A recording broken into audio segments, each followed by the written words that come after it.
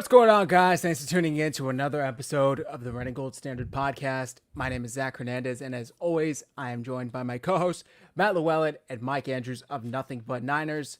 We got a good show planned for you guys this evening. Unfortunately, we are recapping a loss, the first 49ers loss of the 2025-2026 season, a 26-21 point loss, 5-point loss to the Jacksonville Jaguars at home. Just an ugly, ugly game. Before we get into it, if you guys are watching on X, make sure you hit like and repost. If you're watching on YouTube, do us a solid, hit like and subscribe. Hop in the chat. We want to hear you guys' thoughts on this loss. And make sure you join Nothing But Niners stream as well. Hit like and subscribe there. We appreciate all the support. Now that I got that out of the way, Matt, how you doing?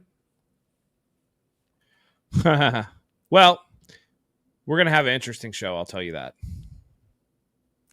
Right. Mike, how you doing?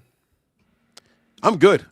This game kind of went how I thought it was going to go. So let me go ahead and get my I told you so's out the way.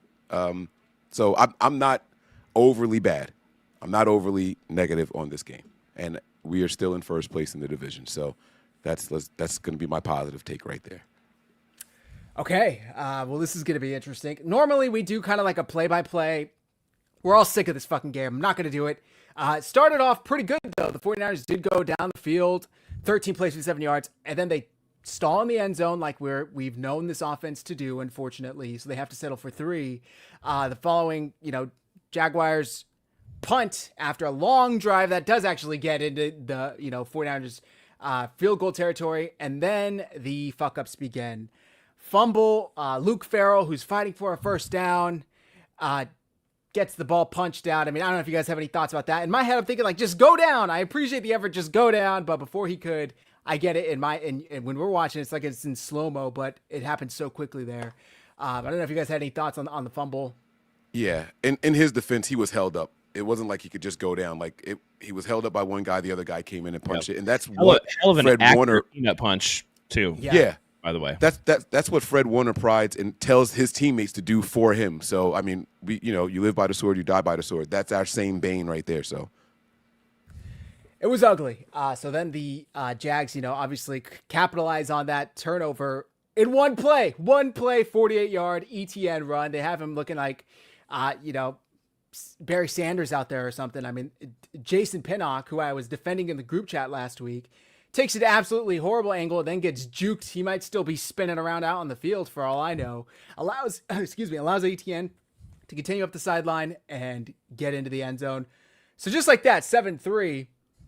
And what would you know it? Another turnover the very next drive. Brock Purdy drops back, sails a high pass, if I remember correctly, intended for McCaffrey. This play, I think, was a little controversial because it hit McCaffrey in both of the hands. He had to jump for it, but it's in triple coverage. I mean, Matt, what were your thoughts on this throw? Because anything goes wrong just like it did, and you're just waiting for something bad to happen, which it did. I don't care about the triple coverage. He was open. Okay, interesting. Like that, there was nobody around. Like he would have caught the ball, right? Like if the throw's a little bit more down and on target. Yeah. Yep. Okay, so who gives a shit about the triple coverage? This is the NFL. This is not college. And so you're not going to get wide open windows. You got to fit it where you can fit it.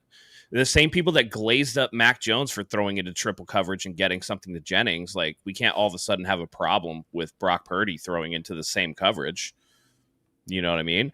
And again, if that ball is just, if any criticism can be there, is that Brock was sailing passes all day, and I think that's a byproduct of his foot still hurting. But that pass was high. And so, yeah, you're going to get that tip drill, and that happens. Then that's going to happen a lot. So I don't have a problem where he threw the ball. It's just what type of pass it was. It was too high. Mike?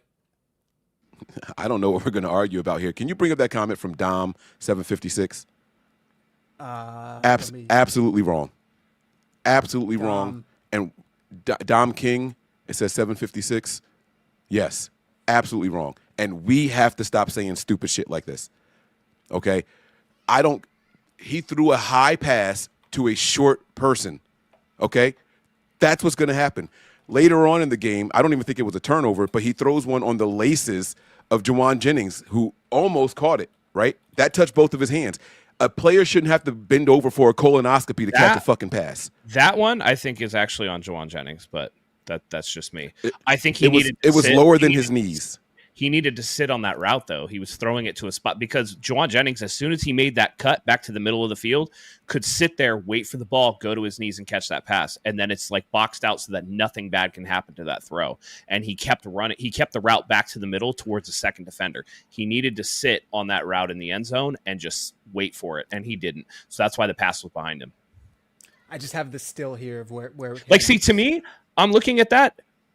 Christian McCaffrey, wide ass open. That's a phenomenal. If Christian McCaffrey catches that, if it's a catchable ball at his chest, Christian McCaffrey might score a touchdown. Yeah, that's a good point. He might take that in. And so I know this is the play that we're on, so let me not jump ahead. Fine. Yeah. But this has been happening since Brock Purdy's been our quarterback. And so when I say that he's consistently inconsistent, this is what I'm talking about. He will have phenomenal drives and make you think, good, we got a quarterback. And then there's plays like this that happen all the time with Brock Purdy. Behind, over, too low. This happens all the time with this guy. And so I'm waiting to see what the big argument is going to be here, because so far we're all in agreement. I like what Matt even said. You can't applaud one guy for throwing in a triple coverage and then down somebody else for it later on, right? That touchdown pass that Mac Jones threw in the triple coverage. I said, terrible throw, great outcome. This one, terrible throw, and there's a negative outcome that you're supposed to get with a terrible throw, right? A terrible throw is a terrible throw. So I want us to stop saying things like, if it touches your hand, you got to catch it. That's not always the case. It's not always true. So there's that. Now, I know we're not doing the play-by-play, but before that throw, I believe it was before that throw, there was a great one-handed throw and, one-handed catch by Ricky Pearsall on the sideline. I thought that ball placement was phenomenal by Brock Purdy. I know we're not doing the play-by-play, but that deserves to be highlighted. It was the play right before that interception, unfortunately. Yes. It was a great 31-yard pass. Ricky hauls it in with one hand, falling down. I mean, just an elite receiver. He really has become that. Unfortunately, we'll get into his injury. He didn't return to the game. He tried to. He couldn't. He came into the day with a knee injury. So the 49ers turn the ball over, and what do you know it? The Jaguars go 13 plays, 89 yards for a touchdown. This was also a controversial moment of the game because on like 2nd and 12, I believe it was, there was a holding penalty, and it looked like, and obviously we don't know what they're said, it looked like the refs told Kyle Shanahan there were offsetting penalties, one on Stout, one on the Jaguars offensive line. So then he said, okay, fine. But then it turned out, and you heard Khalid Blakeman say, the only penalty on the field was a holding against the Jaguars, which is, accepted, yada, yada, half the distance to the goal. And Kyle Shanahan was like, no, I didn't accept the penalty. I wasn't told anything. He even called a timeout. But before you know it, it's 2nd and 17 instead of 3rd and 12. And even though they got a incomplete pass or a short pass on 2nd down, they then get a 28-yard pass to Travis Hunter on 3rd down. I don't know if you guys had any thoughts on that, but that was just extremely frustrating because that drive led to points. I mean, the 49ers, yes, still gave up a 28-yard pass on 3rd down, but the refs were kind of really weird today, and unfortunately, it screwed the 49ers here. So yeah, that I had never seen the refs not give a coach the option of declining or accepting a penalty before, and then they overcompensate for it in the second half by like double check. Do you want to accept it, or like they're doing the signals like across the field from Kyle? You want to accept? Like, what do you want to do? Like that was clearly. The ref screwed us there because he should have absolutely. It would have been. It went 2nd and 17 instead of 3rd and 12, and every defensive coordinator in the NFL will say, "Give me the 3rd and 12." While I'm on the stage, Will Jimenez, we don't have a place for that here. So that's your warning, dude. You guys can put the message up if you want. If you don't want to, but I see the comment that you're saying about my man Matt. We don't do that here. So keep that kind of shit to yourself, please. We're here to talk shit. Talk about our takes and all that stuff. We're not going to do that, though. All right? So we can keep it rolling. So, Matt, I don't know if you had any comments on the ref fuck up. Yeah, well, there was that call that was really bad and really puzzling, too. And I saw Kyle especially get mad. You can kind of see the head umpire kind of say to him, hey, you're not going to get that timeout back. And it's like, man, it's a double punish, right, for getting screwed on a call. So, and then again, I don't want to jump ahead either, but that wasn't the only bad call that the refs made or didn't make during the game. So we can hop onto that if you want to. Yeah, I mean, it was just really unfortunate because, like I said, that allowed the drive to go on, and they got 7 points out of it. Suddenly, it's 14-3, and after a couple of traded punts, 49ers put together a nice drive for stalls in the end zone yet again, in the red zone, I should say, right before half, and then special teams fucks up yet again. You make it a 6-point game. It is or 8-point game, I guess, 14-6 with like a minute going before halftime.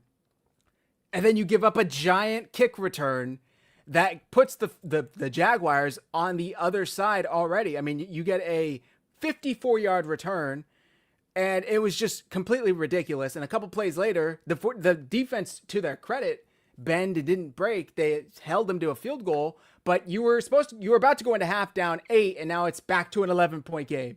So the 49ers just could not get the ball, could not get the momentum going, could not put together 2 back-to-back good drives on, offense and defense and special teams. And even though they started the third quarter with a 3-and-out, and then on the flip side, get a touchdown out of it, a pretty nice drive, which was 8 plays, 73 yards, capped off with a nice shovel pass to McCaffrey. And then they even complete the 2-point conversion, which almost got Juwan Jennings killed because he got sandwiched in between 2 defenders. I don't know about you guys, but after that play, after that drive, I'm thinking like, okay, it's a 3-point game. The 49ers are right back in this. All the momentum is shifted. What were your guys' thoughts after that first touchdown? Still don't have a rushing touchdown, by the way, but what were your guys' thoughts after that? You just hope that the defense can make another play and keep it close. And, you're like, okay, in spite of everything, the 49ers are in this game. So that's something. And, you wanted to have it come down to that. And you hope that you can give yourself, an opportunity despite everything that happened in the game. So yeah, it's positive. It looked like to me that Jennings took a shot to the liver, and obviously that's going to hurt. He did come back in the game later. But yeah, it was kind of a theme for Brock Purdy.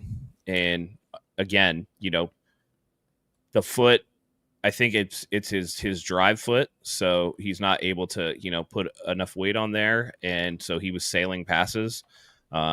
But the problem is you said that you were healthy enough to play in the game and you didn't have an injury designation. So that can't be used as an excuse. If you're in the game and you think you can play and you can't plant on your drive through it foot, then you need to make the adjustment physically and deal with it, or don't play. You know what I'm saying? I say that all the time about other players on the team. When they make a bad play or don't do whatever, it's like, if you thought you were healthy enough to be on the field, so you get no pass from me. Yep. So, Mike, I don't know if you have any thoughts here. Yeah, no, the touchdown play was great. I felt some like, okay, maybe we can try to keep this one closer, than what it was looking like it was going to be. But then on the 2-point conversion, I was like, yeah, this game is over. Because I don't know, this is the same time, if I'm not mistaken, Pearsall was also on the sideline, yes. right? Yep. And so then I'm like, wow, now we're down Pearsall and Jennings. And so I'm not going to get an opportunity to play this much in this game, but I'm going to give Jennings my dog of the game here.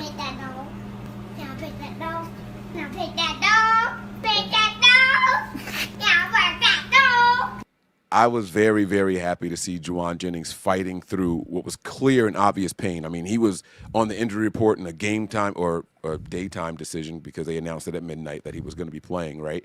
But he not only did he take that shot, maintain possession of the ball, which was phenomenal, and then he came back later on and still had some other grabs across the middle of the field, taking more shots. So Jennings is as tough as they come. So I'm not going to fault him for too much. He did have some drops in this game, though, so just be clear. It was unfortunate, and the 49ers make it a 1-score game, if my math is correct. They get it to 3 points. Yeah, 14-17 after the 2-point conversion. And Mike, I believe you are correct. There was a play earlier where Ricky Pearsall, tried to get the ball in out of bounds with toe tap, and immediately comes up and kind of holds his leg. Correct me if I'm wrong, Chop, but I think that was on this drive. And then he goes off and gets his leg looked at, yada, yada. And Juwan couldn't go into the tent, actually, because Ricky was in there. So Matt, you say it looked like he took a kidney shot or something like that. Like it definitely, he got sandwiched. Yeah, It looked pretty it's bad. right upper quadrant, and I saw him on the sideline when he was waiting for the tent. Kind of where he was holding is below where the actual rib cage is, but it would be at like the bottom of the liver. So he probably got hit right in that. And if anybody's like an MMA fan, if you take a liver shot, it's going to debilitate you, and it hurts. It sucks. Yeah, it's not fun, but it's something that he'll be able to recover from fairly quickly. It shouldn't be something that's long term at all. Yeah. Probably by the end of the game, he was starting to feel a lot better, to be honest. Yeah.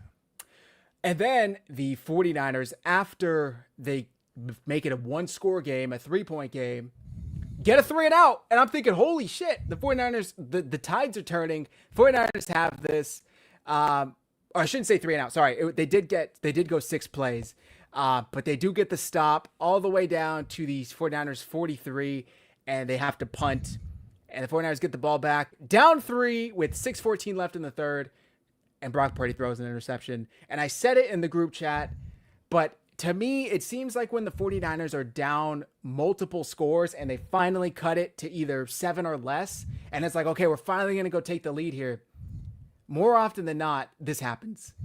More often than not, Brock Purdy throws an interception, and it's like, well, fuck, now we're further back, or now we're set back even more. We were just about to overcome that. And then a pick or a fumble or some sort of turnover. And I believe this was the 3rd turnover of the day for the 49ers. You had the fumble by Farrell, the interception that was tipped by McCaffrey, and now this. And the throw was kind of tipped at the line. I still don't know if that ball gets there safely. I don't know if you guys had any thoughts on this interception, but boy, did it just suck all the air out of the stadium after they were driving and making it a 3-point game. Didn't matter if it was tipped or not. That shit was a trash throw. It was a bad decision. It was a bad decision. He did like it. That throw in particular was Jimmy Garoppolo-esque. He did not see that linebacker at all. Yeah. Didn't look his way. Didn't think about it at all. Just threw to his first read. And it didn't matter if that ball got tipped or not. That ball was getting picked off either way. It was a horrific decision. And again, just another example of how many times can the defense try to bail you out. And not only do you shoot yourself in the foot, you shoot yourself in both feet so often that now you get to play in the paraplegic games because you just completely chopped off your own legs. It's ridiculous. Terrible, terrible, terrible. Yeah. It was really bad. And like I said, 49ers had the chance to either tie it or take the lead. Instead, that happens. Devin Lloyd gets his interception. I mean, the dude was standing there just right to him, just served up on a platter. Mike, I don't know if you had any thoughts on this, but that's. Well, I'm happy that I wasn't the person to mention Garoppolo because, and I will later. I will mention Garoppolo later, but this is. I think we have to step back and kind of accept reality that this is what Brock Purdy is. He's been this for a while, and I think that he exceeded everyone's expectations by being Mr. Irrelevant and what he was able to come in and do, and then the win streak he went on and all that stuff. But us 49er fans fell in love with Jimmy Garoppolo when he came in and won the last 5 games of that season, right? And it was like, oh, he's that guy, until we realized that he's just okay in this system. Can you guys tell me another team that would be willing to call the Niners and be like, hey, we'll take Brock Purdy off your hands? I mean, you can look around the league right now. Someone out there, please. Who? Maybe the Dolphins. There's no way. Maybe the There's Dolphins. no way. Well, his brain isn't mush, at least. So. I just don't think that there's any, he's just. This is what we have to expect, right? If the run game's not going, he's not the type of quarterback that's going to be able to put the game on his shoulders and throw for 450 and 3 or 4 touchdowns a game. He's not built that way. I don't know if this offense is even built that way for them to be that type of person. You got to be able to see and identify the gimmies and take advantage of it. And then you got to deliver accurately more than you don't deliver accurately. That's the thing. And we're just not getting that here. So, obviously, didn't go the 49ers' way after that. They hold, to a field goal, but then turnover on downs. Before you know it, they're down. They actually tie it up, or not tie it, excuse me, get it to 5 points, but it didn't matter. It honestly didn't matter. Nope. Missed field goal. They get the ball back. and they have the ball with 3:32 left, only down 5, and we're thinking, holy shit, they're actually going to drive and go win this thing. But wouldn't you know it, another I tweeted it out too. There. I was like, it's time for Brock Purdy to earn his game check right now. Yeah. And that shit lasted 1 play. Yeah. He gets pressured, and Foye Lucan, I believe, comes out and just slaps that thing out. I'm screaming, step up, step up. The pocket is collapsing around you. Tuck that ball in, even if you get sacked for a 1 yard loss or no gain. You live to play another down. There was plenty of time. Instead, the ball gets swiped out by Lucan. Eric Armstead's ass is on. The pressure gets to Brock Purdy. And that's game. Obviously, the 49ers defense still had a chance technically to stop them with the 2-minute warning, I believe. But the tight end Long was wide open for the first down. They were able to take knees and close it out. All right, guys, thoughts on this game? I don't know if you had any thoughts on that fumble in particular, but beyond the fumble, and I can come back to that, but that touchdown drive that we had before the fumble, and it's like, oh shit, we got an opportunity here, was those seem like Jimmy Garoppolo play calls from Kyle. Put your ass under center and short gimmies. The only play that Brock made on that drive that didn't seem like a Jimmy Garoppolo type play was hitting Bourne wide open on the left side. Everything else was short. Even that was Jimmy Garoppolo. The only non-Jimmy Garoppolo thing about it was that the pass was complete.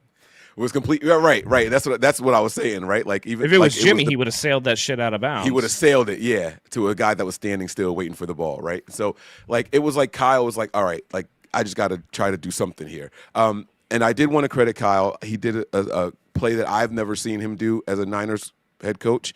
The throw to Pearsall and then CMC streaking across and pitched it back. That's pretty slick. Yeah, I haven't seen him do that here. I do remember him doing that in Atlanta. I haven't seen him do that here since he's been here the 7 or 8 years. So I thought that was pretty cool. I thought we were going to get a determined Kyle going forward after that.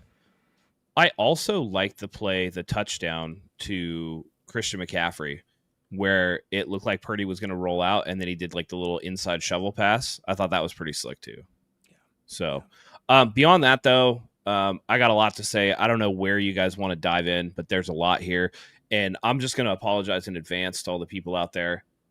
Yes, the 49ers are 3-1, but this is like the softest baby shit 3-1 team that like I've ever seen. This is a fake ass 3-1 team. And it's going to be probably a lot of negativity come up. And I just want to warn you guys right now, let 3-3 wash over you right now. The 49ers are going to get boat raced in the next 2 games. Absolutely murdered in the next 2 games. I hope you guys are prepared for that. But wherever you guys want to dive in, we can do it.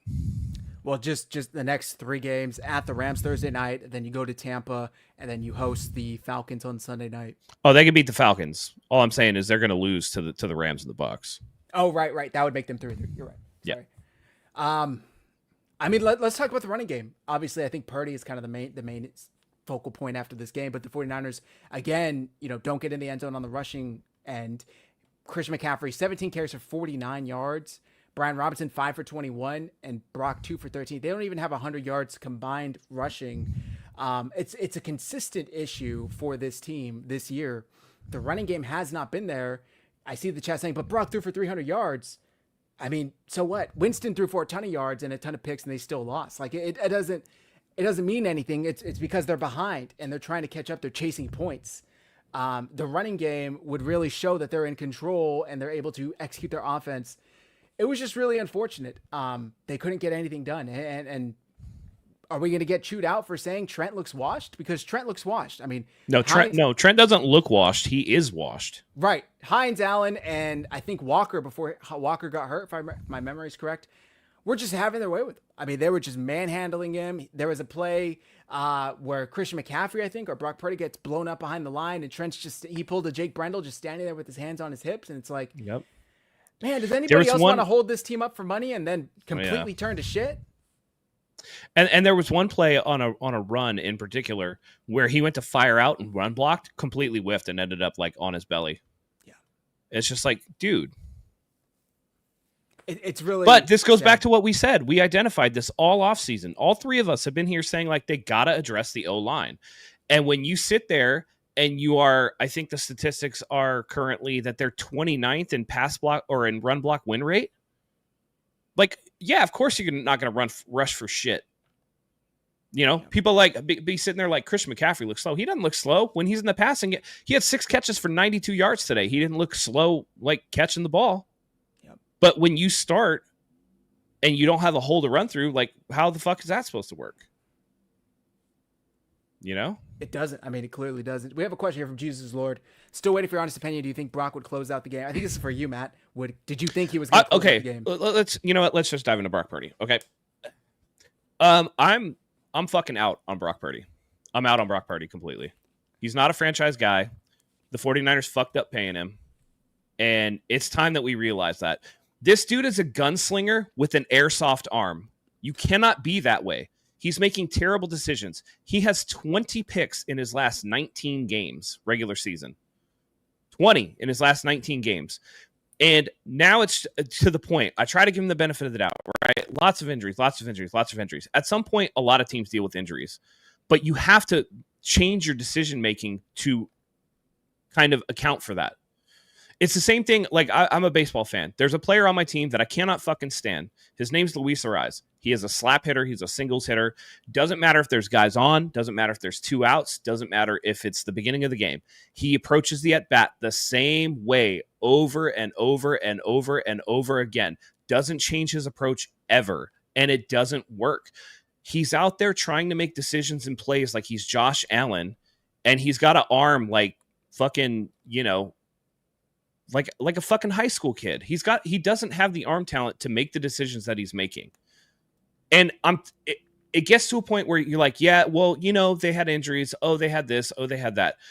But what I'm starting to realize is for him to even be good like he was in 23, he does need everything perfect. And to me, that's not a franchise guy. And the unfortunate thing is they're stuck with him now. So like at this point, the NFL is a what have you done for me lately league. And I hate being the traits guy, but you need to at least have more traits than just your brain. And even that, again, right? Brock Purdy processes. He didn't see that fucking linebacker today in any way, shape, or form. And he wasn't able to adjust his throws to not sail everybody or get his wide receivers killed. Whether it was to Jawan Jennings on the 2-point conversion, whether it was the interception to CMC, whether it was the completion to Robinson, Demarcus Robinson, that was ridiculously high too. Whether it was a pass behind players that got them killed. I think Juszczyk caught one and got blasted as soon as he caught it because it was behind him. At a certain point, you can't just make excuses for players anymore. And I'm at that point now. And the play has gotten worse and worse and worse and worse and worse over and over and over and over again. And can he be a quarterback that carries you through? Sure, he can get you. I still think this is a wild card team based off of the fact that they have a trash schedule. But when it comes, like 2026 could be a Super Bowl run, but you better hope everybody stays healthy and you better hope they address all of the weaknesses, because it's to the point now that Purdy is clearly trying to do things that he's physically not capable of doing. And he relies on the other players to kind of meet him halfway on those decisions. And when you don't have the dogs to do that, this is what's going to happen. And I can abide a lot of things. I don't need a quarterback with the strongest arm. I don't need whatever. That's fine. But you can't pair that with bad decision making. And he's consistently now, over the course of X amount of games, paired it like with bad decision making. This is the worst game that Brock Purdy has probably ever played. This is worse than the 5 interception Ravens game, which a lot of those you could chalk up to the Ravens making plays and a lot of like crazy bad luck. This was consistent inconsistency, like Mike talked about. He was spraying the ball all over the field like he had the yips, like he wasn't ready to be out there. And there's no excuse for that. So I until he can prove otherwise, I'm out on Brock Purdy.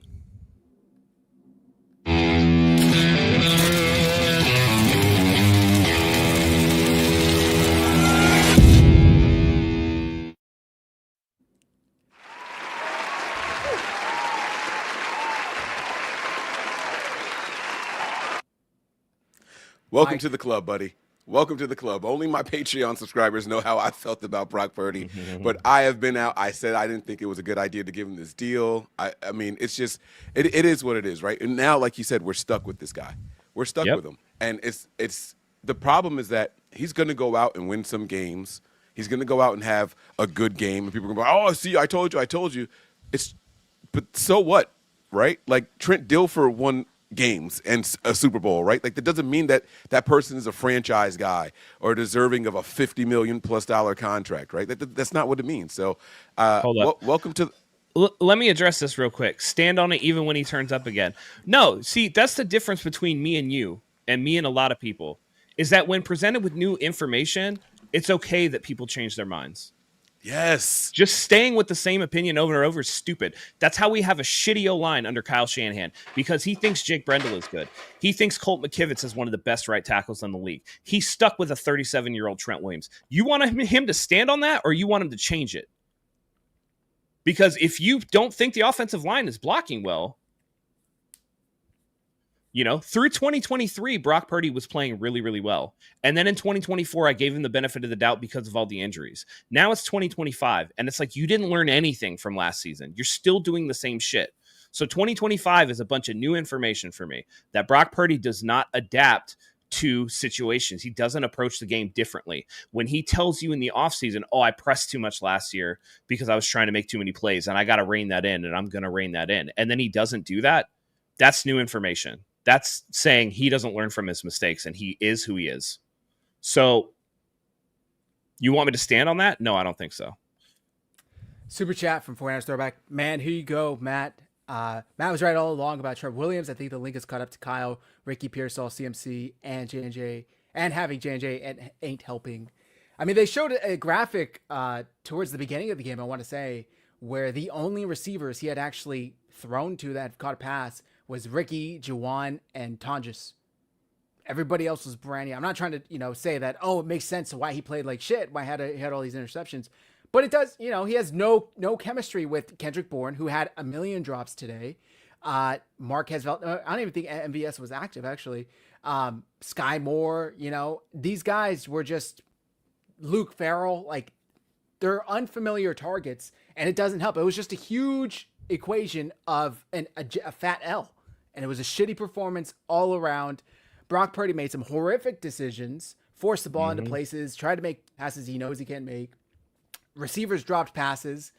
We can't block running or passing. It seemed like every snap, Brock Purdy had pressure on him within, a second and a half. It's an ugly team. It's an ugly team right now. And yes, they're 3-1, and it's nice they had some cushion wins to start the year, but it's going to catch up with them very quickly if they don't address this shit, which they've neglected the line. Yeah. The three of us have come here and sat here for years talking about the offensive line, and the one pick we get, aside from Dominic Pooney last year, who was a mid-round pick, Connor Colby in the 7th round, who looks about average, if average. So it's shitty. Can I listen, my friend? Listen, I'm just gonna address this one last thing. You said "I'm over him" means you're done completely. So stand on it. Listen, man, you want me to just continue saying I am out on Brock Purdy as a franchise quarterback? And I said until he proves otherwise. So if he has back-to-back 5,000-yard seasons with 40 touchdowns and sub-10 picks, I'm supposed to just be like, I'm still out on Brock Purdy? I'll leave you with that logic. Just think about that for a second. I know it's hard, but you got to get it on your hat so that way you don't have to say it every time you open your mouth. It's got to be like seen and known. Like or you guys got to rename the channel Anti-Brock Purdy. Like right? Yeah. That's, I know. That's apparently, the only other option. Apparently. So this quarterback issue for the 49ers has been a thing since Kyle has been here. How do we fix it? Like, and I know that's not what the show is about, but just do you want me to be real? Yes, because I it's an answer that I don't think people want to hear. Fire Kyle and John and start over. Because they clearly can't evaluate quarterbacks, right? Like, or it's too much control. Like, I just don't understand what it is that they're looking for and why they purposely go out and get guys who don't have physical traits. I'm not saying that you have to have the strongest arm or run the fastest and all that, right? Because one of what I think Brock Purdy's strengths are is his scrambling ability. But there's often times where instead of stepping up in the pocket and delivering, he'll roll out around and scramble around and try to do extra stuff where if you just stay there or step up, you can make a play. Like that fumble that at the very end of the game, he could have stepped up or moved to the left. Like he's still dropping back. Like, why are you like? I don't know if he understands how pockets work after the snap. You know what I mean? Like Well- it goes from a straight line or a bent line, and then it turns into an oval where you're supposed to step up into it, and he doesn't do that regularly. I don't know. I don't know. You're going to have to go back and watch the last play, but I'll tell you right now that last play, the fumble play, he was moving forward when he fumbled the ball. He was looking to throw. Long, I think is our Yeah, I mean, Yeah, listen, but he hitched though. So yes, he did Yeah, start, yeah, but yeah. he did like one of those like ball pat things. Like Well, just throw the fucking But here's ball. the thing. Again, when you think you're a gunslinger with an airsoft arm, you have to hitch to throw the ball because he has to throw it into the perfect window because he knows that he doesn't have the arm to just fire it in there. And so, again, part of that is Kyle's system. And Kyle has always been a coach of, I can get players to fit my system. I don't necessarily need to tailor my system to the players. And I think that's a mistake. And it shows a lack of flexibility on Kyle's part. And if you need a case in point, the loss today notwithstanding, just look at Greg Roman in Los Angeles with Justin Herbert. They're changing the way that they run Greg Roman's offense because Justin Herbert has the skill set to do it. And if Kyle can't do that, then if Kyle can't change the way he calls plays and the league is caught up, if he refuses to address a clearly weak offensive line, they've thrown tons and tons and tons of when we talked about it, resources into the defensive line over and over and over and over again. And they have 2 early round picks on the defensive line that kind of both were whiffs, Mike McGlinchey and Aaron Banks. But like, you can't just give up after those 2. Why does the offensive line, when you go and pay your quarterback $53 million, why do they not get the same attention that the defensive line has gotten? And by the way, not for nothing, your best guy on defense is out and you get no quarterback hits for the first time since 2015. So again, are we having another season where you poured all those resources in there to get no results? At some point, you have to change. And if the coach and the general manager can't identify talent and they're unwilling to change, this regime is going to get long in the tooth and they're going to get fired. And that's the only way that you're going to be able to move forward. And at that point, I mean, I'm starting to like dip my toe in the water of like, it might be time for Kyle to go because clearly this team is not very good. I mean, they barely eked out wins against the Saints and the Cardinals, and they caught Seattle in week 1, which like really anything can happen in week 1. So like what is their staple win? What is their performance that they can hang their hat on? People look back at the Mac Jones performance and like, oh man, he threw for like, almost 300 yards and he had 3 touchdowns and no picks. And it's like, yeah, but they won by 5 against the worst team in the league. So like, what the fuck are we celebrating? This is not a good team. The defense is, I would say, pretty good to really good, depending on, but there's no ball hawks. The 49ers just set an NFL record today for the most consecutive games without an interception. They haven't picked off a pass in a regular season game in 11 games. It's pathetic. And they had one except for the fucking refs with I mean, that was a terrible call. Let's be real. That was yes. an awful call. Stout made a hell of a play. And they will get one, but like, again, this is a wild card team. They can gear up for a run in 2026, but they have so much to do. Yeah. You have to stay healthy. You have to address the offensive line. You have to get like a ball hawk somewhere. You might have to upgrade the receiving core. You might have to move on from Christian McCaffrey at some point. Thank goodness for the emergence of Jake Tonjes, who looks like a legit tight end too. He had a great game today. Yeah. And we were singing his praises in the previous show, Mike and I. Go ahead, Mike. There's this, like I was watching the defense today and how Saleh, like just, I'm not going to say he refused the blitz, but you could tell he was like, he really didn't want to. Do you guys attribute that to Luter being the starter back there and just didn't want to leave him on an island or? He called the game, in my opinion, like he was on edge the whole time. It's like one of those calling not to lose instead of calling to win performances.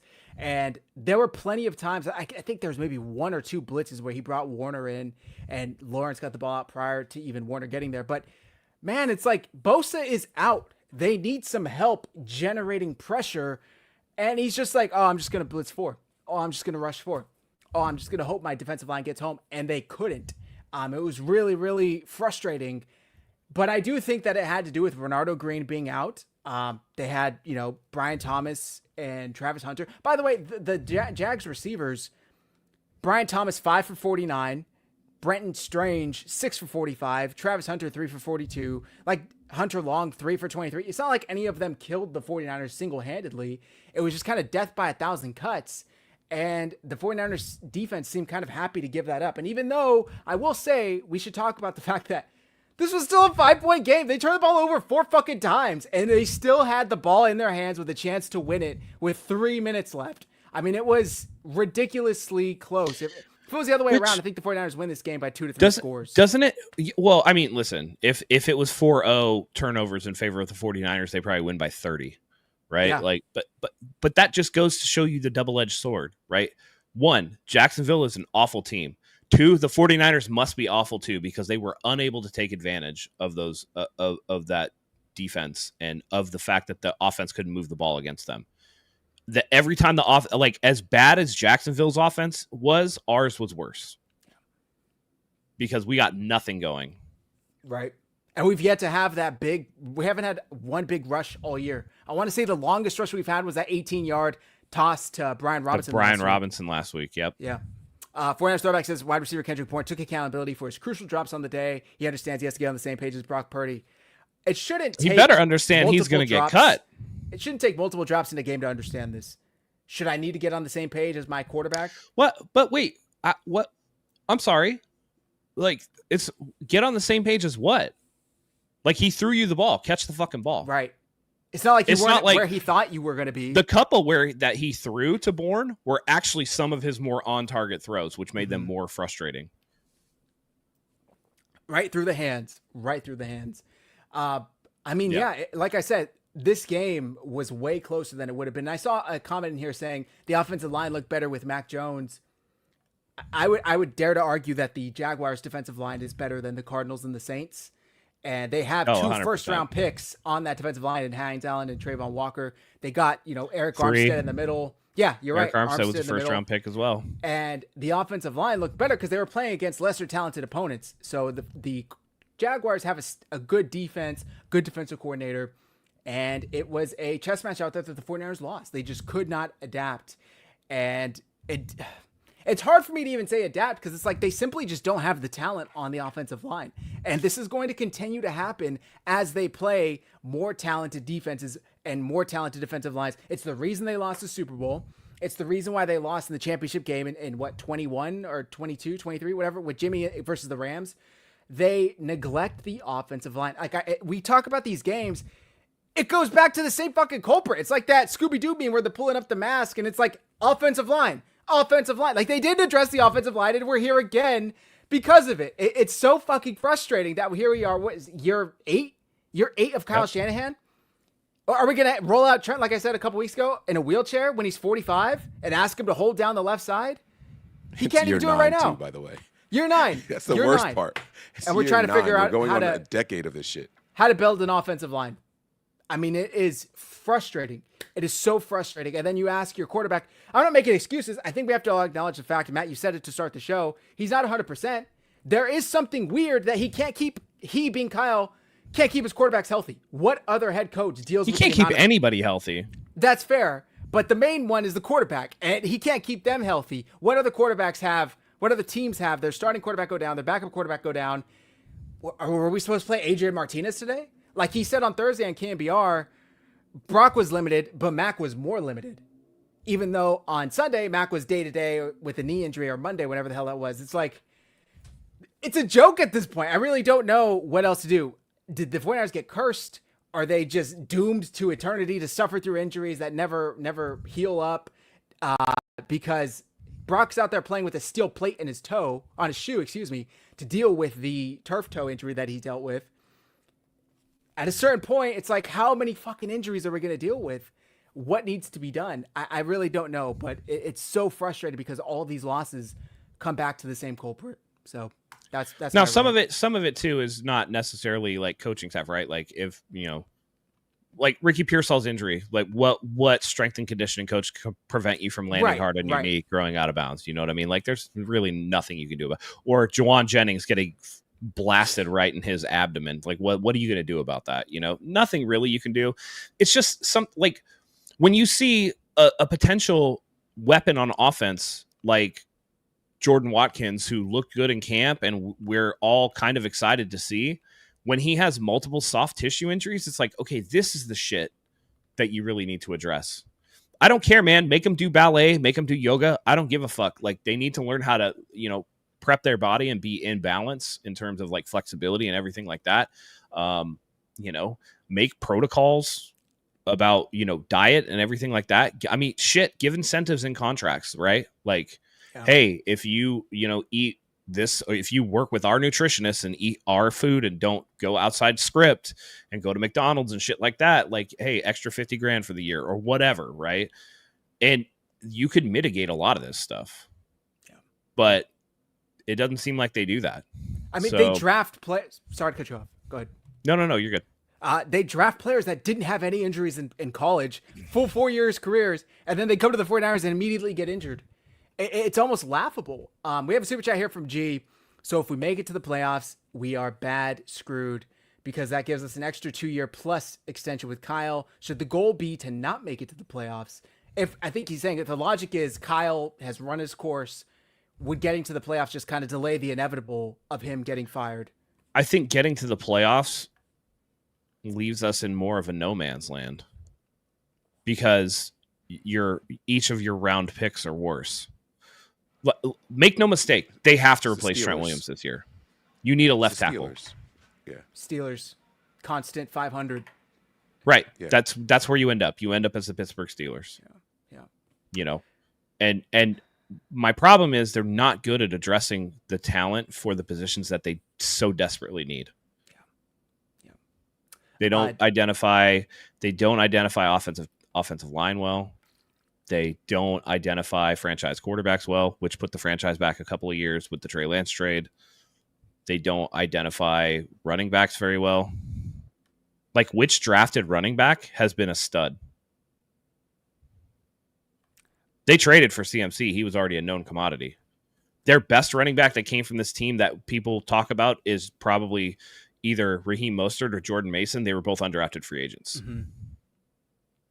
So what guy did they draft that was good or made an impact or stayed healthy? Wasn't Joe Williams. Yeah, I was going to argue Elijah Mitchell, but he didn't stay healthy. It's not Isaac Guerrero. It's not Jordan James yet. I think he's healthy, and they just keep him on the sidelines. Yeah. For what? I don't know. But they traded for Brian Robinson. That seems like picks flushed down the toilet. Especially given I feel like Washington was going to release him. They were not on the same page. Very clearly. He was the odd man out. They drafted that Bill McCloskey Barrett, whatever the fuck his name is. They have Austin Eckler, who ended up getting hurt, but it seemed like they were going to release Brian Robinson, like you said. So yeah. And the sad thing is that if we fire Kyle Shanahan, we will probably get a worse coach / GM because John will probably go too.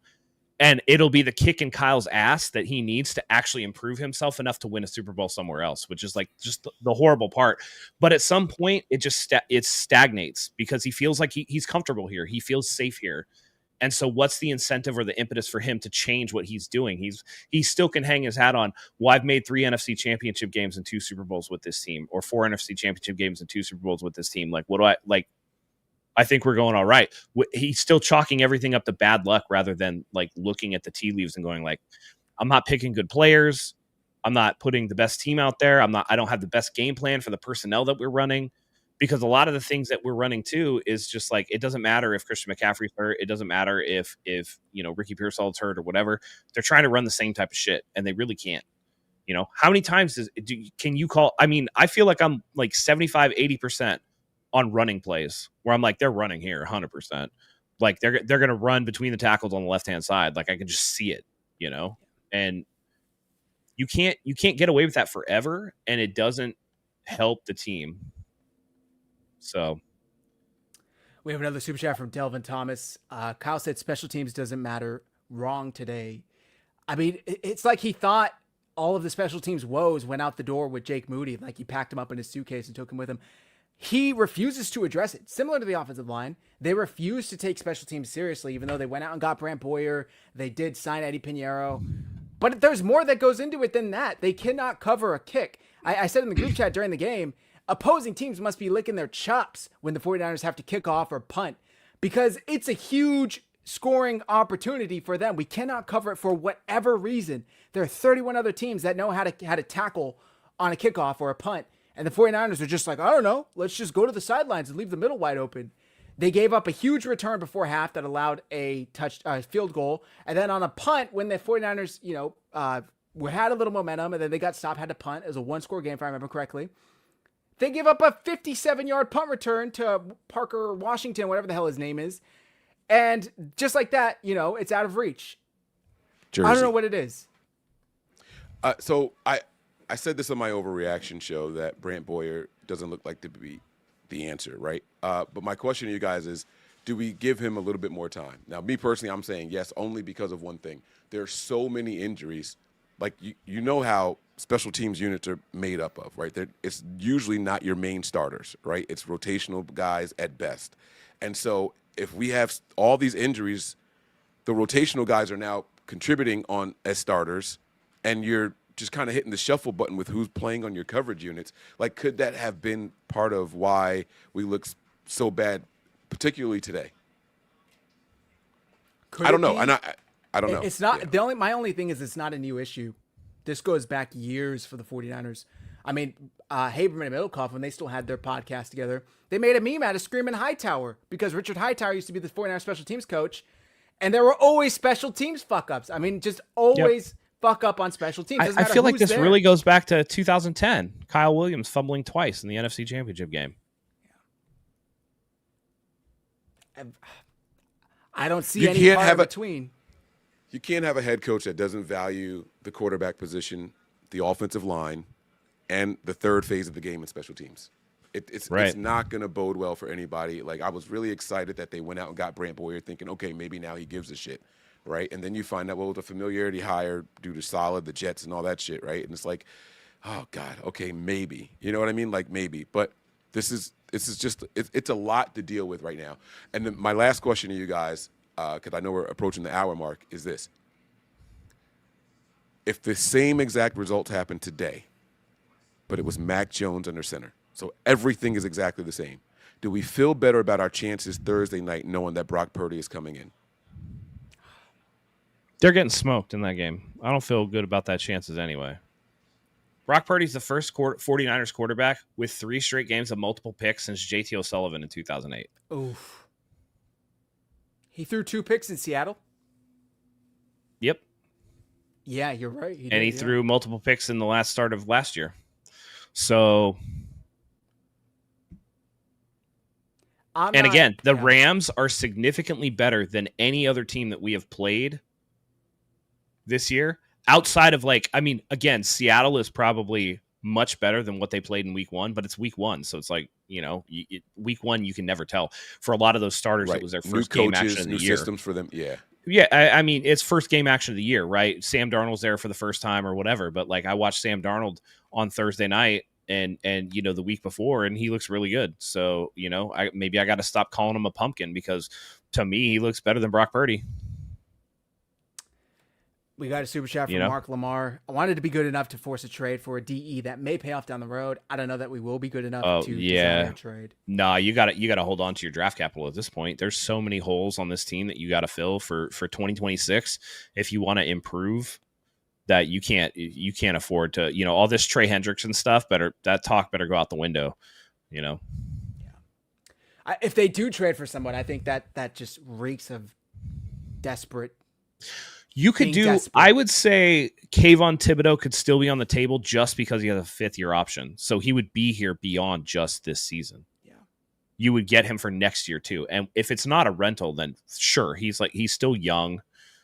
And you can potentially do something with that. And especially because I think that Kayvon Thibodeau, if the Giants season goes downhill, which after today, who even knows, right? Jackson Dart looked electric. You can get him for cheaper than Hendrickson. Right. But what does throwing another defensive lineman out there do for the offense? The defense looks fine enough.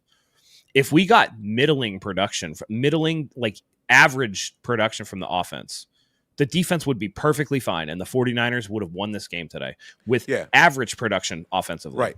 Just cut the turnovers in half, and we more than likely win this game. Like, just cut with the special teams and that special teams was 7 points.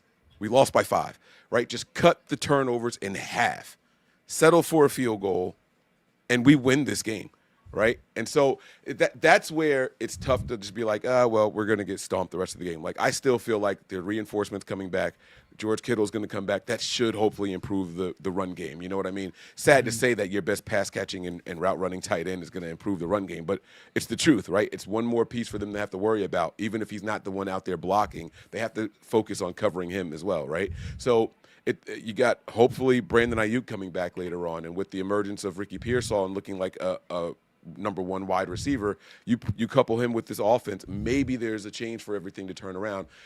It's long game, and yes, this is an overreaction show, but I do stand by, I don't think that Brock Purdy is a franchise quarterback. He's our franchise's quarterback, but I don't think he's a guy that you build a team around. Like, the team literally has to be perfect and flawless for things to go well for this kid. So he's outside of the top 10. Like, do you really want to hitch your wagon to a guy outside of the top 10? So, and by the way, let me amend when I say, because I see it in the comments, when I say Jackson Dart looked electric, I mean in comparison to Russell Wilson, not necessarily like the league, right? Jackson Dart actually made a lot of plays with his legs today that looked really good, and the team looked energized, and they were able to pull off a win against the Chargers even after Malik Neighbors tore his ACL. By the way, they need to tear up that fucking turf in the Meadowlands and just they need to get rid of all turf in the NFL. If you can grow natural grass in Las Vegas and Arizona, there's no fucking excuse for anywhere else in the country. Like, you should be able to grow your grass. So I see this comment here from NinerGoat16. Mike Hill has 0 sacks in 4 straight games. He was never drafted. Not what he was drafted for. Getter. He's drafted to stuff the run. It's not his game. It really isn't his game. Maybe it would have been his game if Nick Bosa's there on the other side. Well, but with Bosa gone, yeah, it's not his He was style. always going to be more of an interior pass rusher than from the edge. And it's like, give him more than 4 games to try to develop pass rush moves. Like, he's pretty stout against the run. He was, although the 49ers are pretty ass against the run today. No lie.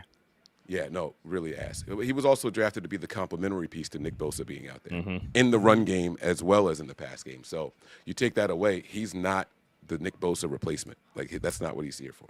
Did you guys catch this at the end of the game? Liam Cohen and Robert Saleh had to be separated after they were. I saw it on Twitter, and then I saw at the press conference, because I watched Kyle's press conference. He said something about Cohen shouldn't be so sensitive or whatever. Oh. But, like, it looks like they were legit chirping at each other. And I'm looking at Liam Cohen, and I'm like, hey, straight up, I don't think you want that smoke. I feel like Saleh would fucking kill you, bro. Like, there's you know what I'm saying? It's like when Jim Schwartz took offense to Jim Harbaugh clapping him on the back too hard, and it's like, you really want to run up at Jim Harbaugh's a psycho, dude. He will strangle you with his bare hands. Like, come on, man. I have what are we doing here for Tim Kamakami? Shanahan said he didn't see the Saleh Cohen post-game exchange, but seemed to know what it was about. Saleh's comments seemed to know it was about Saleh's comments last week. I tried to clear it up. I didn't see what happened, so I'm not sure. I don't think he should be that sensitive about it, but that's the way it is. Yeah, that's funny.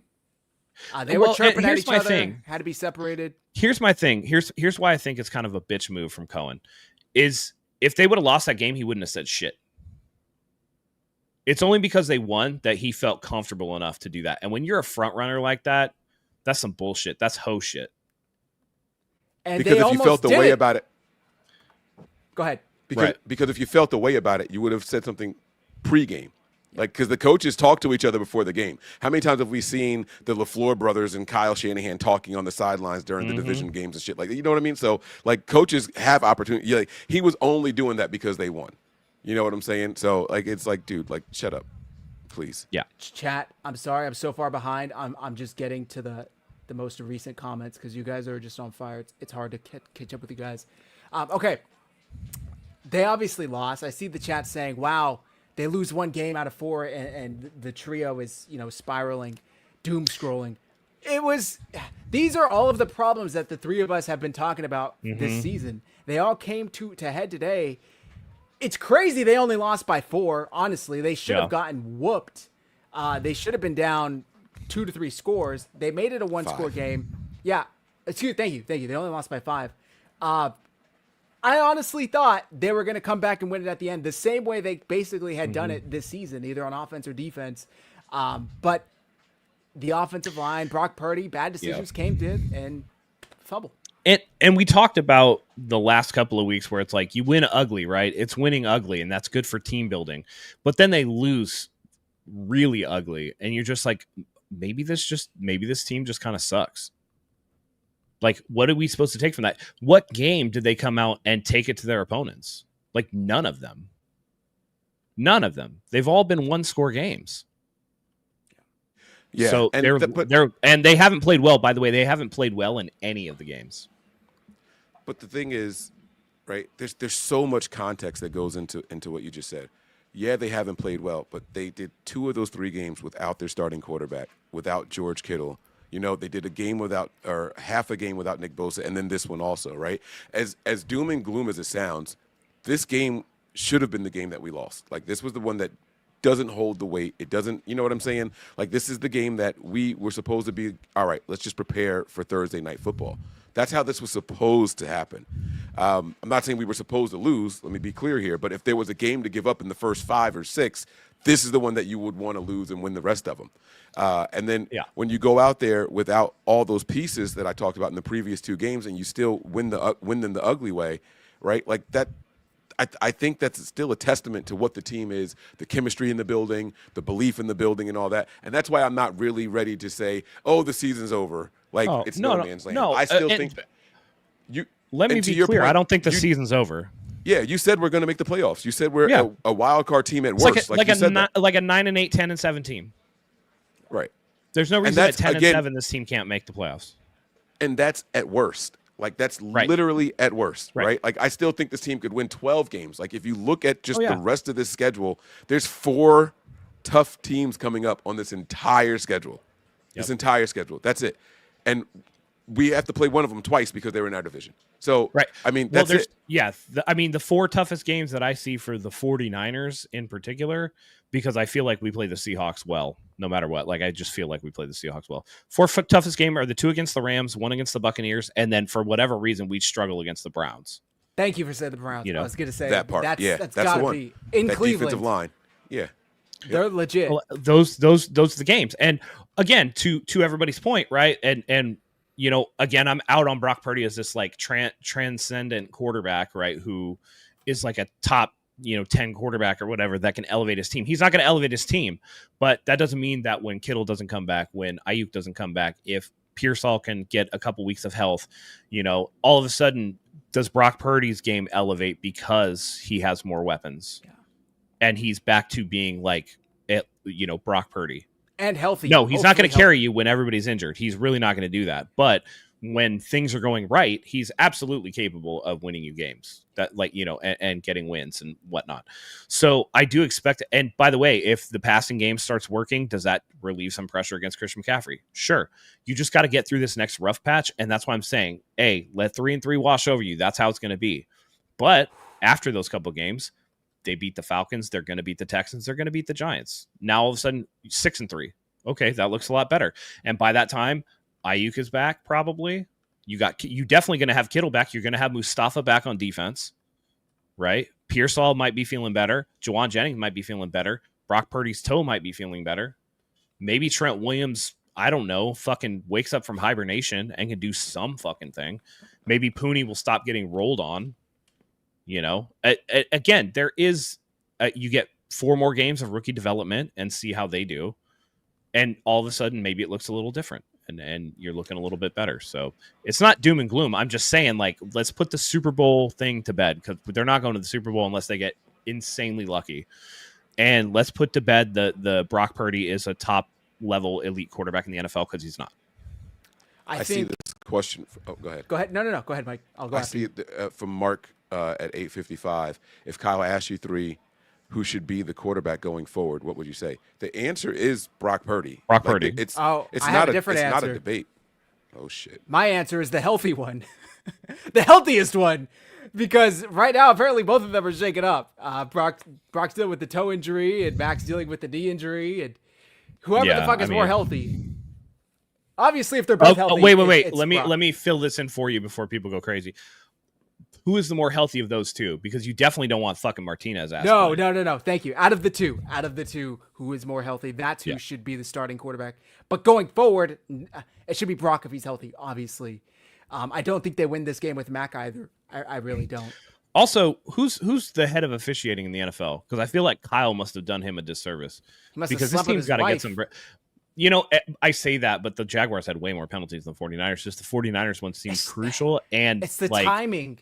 More egregious. Like yes. the not declining the penalty and then not giving back the 49ers timeout. It's like our bad, but you called a timeout, so we can't do anything about it. It's like bullshit, dude. Like spirit of the game. Like, hey, how many times have we seen delay of game, but they pick up the flag because the coach called the timeout or whatever? They do that shit all the time.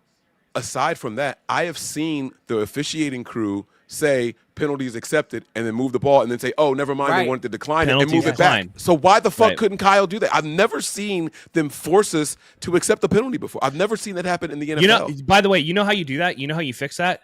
You go, previously announced San Francisco accepted penalty. San Francisco declines penalty. They will retain their timeout. Third down.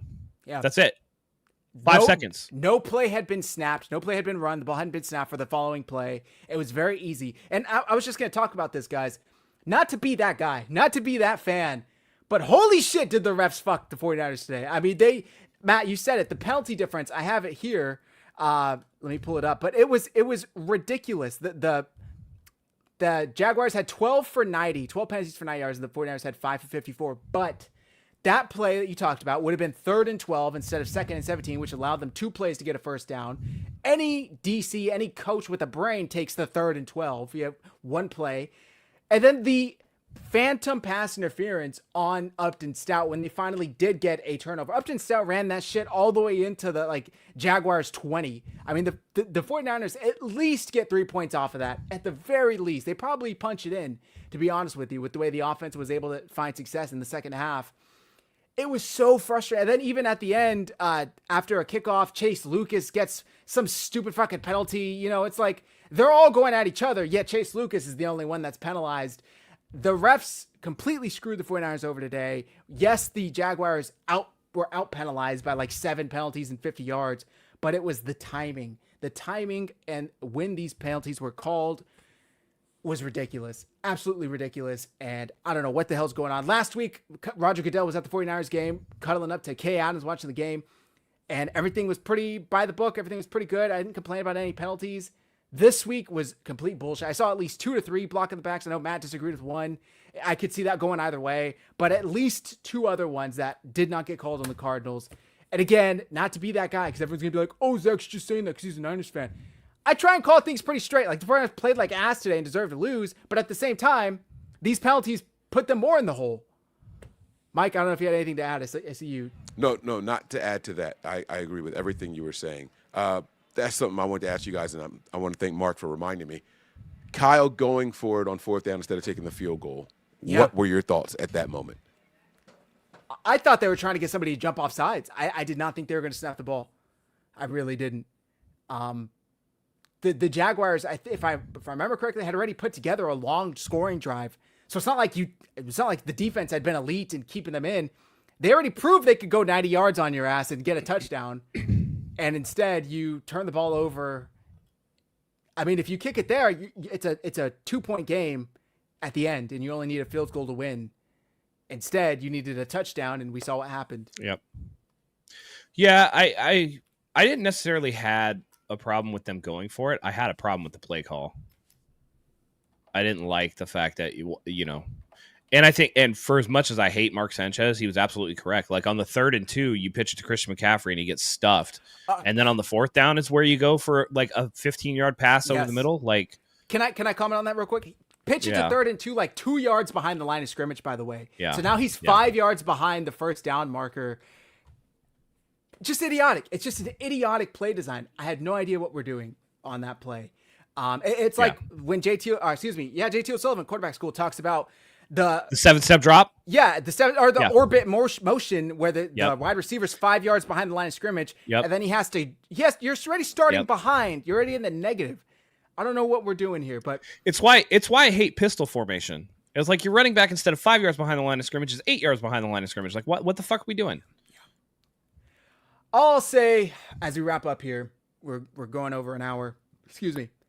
If you would have told the three of us after 4 games, the 49ers would be 3-1. 2 of those games would be without their starting quarterback. George Kittle only plays 1 drive of the first game. Pearsall's shake it up as well. The offensive line's ass. Trent looks like he's still in the offseason. I think all of us would have taken 3-1. The 3 of us agree the season's not over. They could still compete for a wild card. Anything can happen. We always say just get into the dance and anything can happen from there.